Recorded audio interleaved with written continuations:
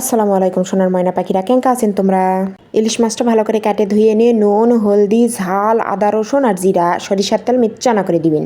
দিয়ে ভালো করে মেখে ধুবেন। তারপর চুলার উপর একটা পাল্লা তুলে দিবেন। পাল্লা তুলে দিয়ে মিচ্চানা সরিষার তেল দিয়ে তার মধ্যে মিচ্চানা জিরা দিয়ে ফোড়ন দিবেন। ফোড়ন দেওয়া হয়ে গেলে না পেঁয়াজ দিবেন। পেঁয়াজ দিয়ে ভালো করে নাড়ে সারে নিবেন। পেঁয়াজটা মিচ্চানা লাল লাল হয়ে আলে কাঁচা ঝাল আর আমবাগুন দিবেন। আমবাগুন দিয়ে ভালো করে নাড়ে সারে নিয়ে মিচ্চানা ভাজা ভাজা হয়ে গেলে তার মধ্যে আবার মাছের ঝোলটা ঢেলে দিবেন। ক্যাঙ্কা করে ঢেলে দিবেন। দেখাচ্ছি চলো। ভালো করে কষা হয়ে গেলে সুন্দর করে মাছগুলো ঢেলে দিবেন। মাছগুলো সুন্দর করে ঢেলে দিয়ে সাইজ করে দিবেন। তারপর পানি দিয়ে দিবেন, কিন্তু একদম আর বলক উঠলে আর কোনো রকম নাড়াচাড়া করবেন না। নাড়াচাড়া যদি করেন মাছগুলো কিন্তু আউলে যাবে। আমি কিন্তু ইনকা করে রান্ধি, খুবই স্বাদ হয়। তার মিচ্চানা পর আমি না মটরশুঁটি ঢেলে দিচ্ছি। তোমরা যদি না খান তো না দিবেন, এটা কোনো ব্যাপারই নয়। আবার ঢাকনা দিয়ে ভালো করে সিদ্ধ করে নিবেন।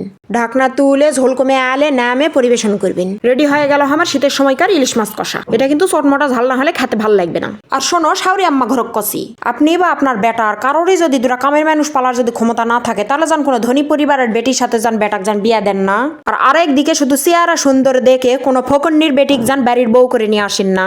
এই দুই ক্ষেত্রেই আপনার পরিবারের ব্যাক সদস্যের জীবন তেনা তেনা হয়ে যাবে। নিজের ঘরের অর্থনৈতিক স্ট্যাটাস সমান সমান আছে কিনা এটা দেখে সম্পর্ক করাটাই বুদ্ধিমানের লক্ষণ হবে। কারণ একবার ভাবে দেখো, যাই তোমার ঘরে বাড়িতে আসবে তাকে মেনে নেওয়াটাও তোমার ঘরে একটা মনের ব্যাপার। কারণ তার আচার আচরণ চলাফেরা তোমার ঘরের সাথে নাও মিলতে পারে। পরে যায় অশান্তি করার থেকে আগে থেকে ঘরবর সাজাও। তা না হলে পরে যায় বেটার বউ খারাপ হবে আর শাওরের তো মান সম্মান থাকবেই না। যে যার জায়গার থেকে ভবিষ্যৎ ভালো করার চেষ্টা করবেন। তেলাও ভালো থাকো, আমার মতো করে ইলিশ মাছ রান্নার চেষ্টা করেন। আমি গ্যারান্টি দিয়ে কষি ভালো লাগবে। ভালো থাকো, সুস্থ থাকো, সাবধানে থাকো। আল্লাহ হাফেজ।